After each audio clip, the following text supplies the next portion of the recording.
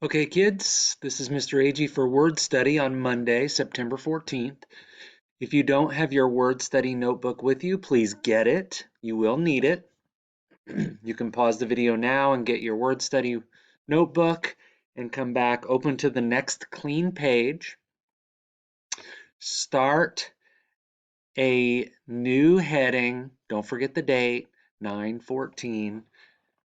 Our study this week is going to be focused on making vowels say their name by adding magic E to the end. So we're going to be looking at long vowel sounds A, E, I, O, U, or oo, by adding a silent E to the end of the words. Okay, so you can put as a heading magic E.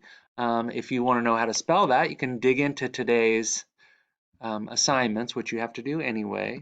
You're going to go into the week assignments for week 5. You're going to go to Word Study, and you've got 2 videos here to watch. You've got the Monday Word Study 2, Magic E, and Monday Word Study 3, Bossy E, same concept.